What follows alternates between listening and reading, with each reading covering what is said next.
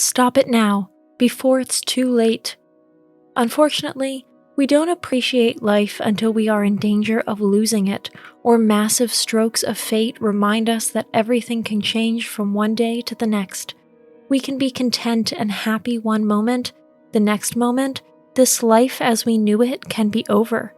Instead of being grateful for every day and appreciating the greatest gift of all, we squander it non-stop. We follow the wrong goals and ideals or none at all.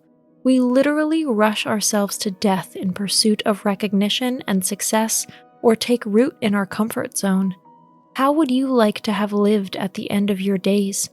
Ask yourself this question as often as possible.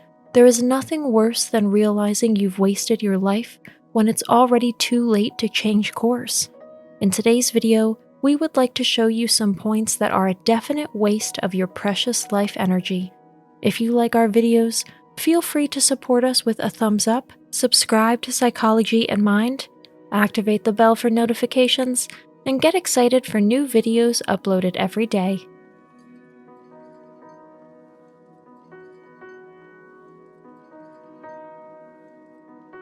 Number 1. Your fears are stronger than your desires.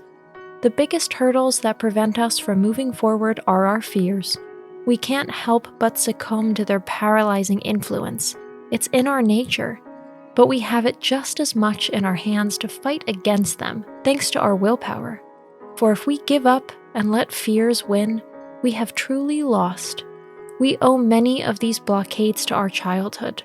Role modeling, upbringing, false beliefs, and convictions from that time still pave our thinking and obstruct our free view of how things could be if these fears did not rule over us. Only when the desire to change or take a bold step forward is greater than the fear of failure will we be able to do so. Until then, we are their prisoner and defenseless to their power over us. Number 2. Others are satisfied, you are not. Again, mountains of debt from childhood lurk, mercilessly crushing us for life unless we do something about them. Meeting the expectations of others is not what our lives should be about. We should be free to decide what we want to make of it. If chronic dissatisfaction is plaguing you, and you can't immediately see the reason for it, ask yourself if you are living vicariously through someone else. Are you truly happy with your job? And yes, happiness is the goal of work, not paying bills. How's your personal life?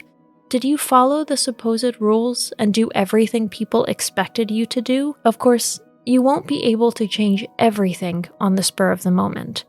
But the one or other course correction in your favor will work in your favor somehow.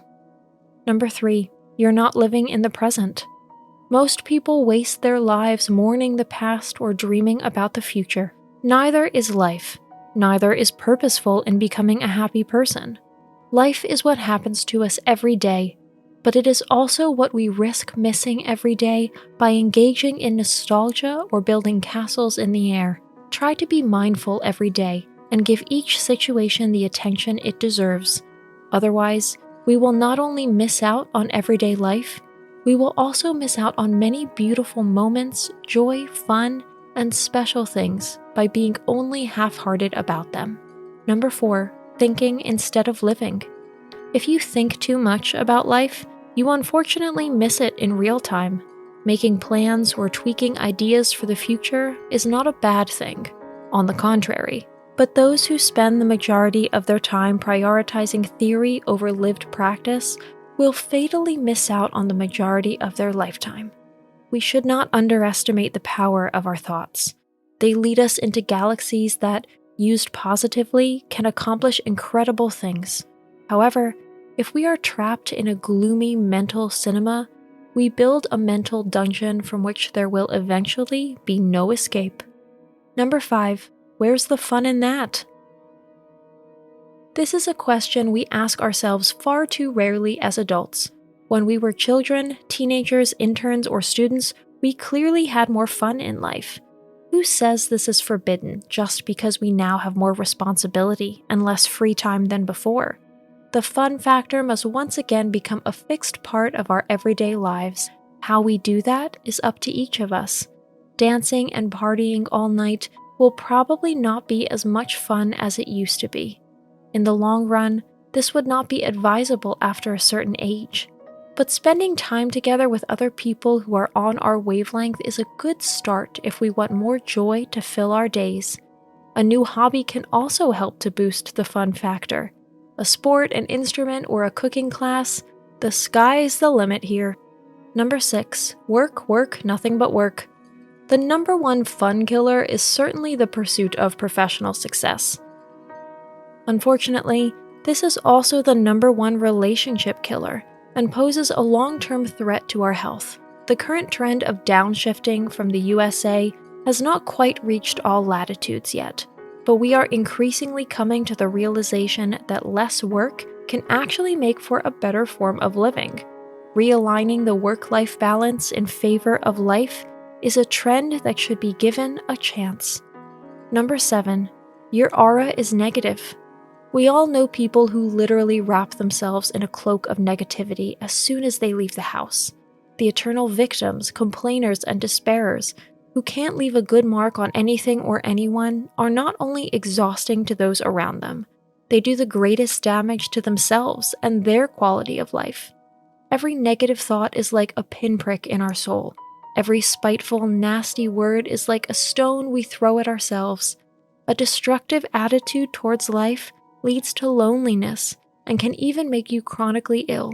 If you tend to always see everything in black and prefer to focus on the bad and unpleasant, you need to stop. You are mainly harming yourself. Your fellow men will avoid you like the plague. You yourself will be more and more the prisoner of your highly self-constructed downward spiral. You are both a victim and perpetrator in equal parts, but you are certainly not alive. Today's conclusion: take control of your life.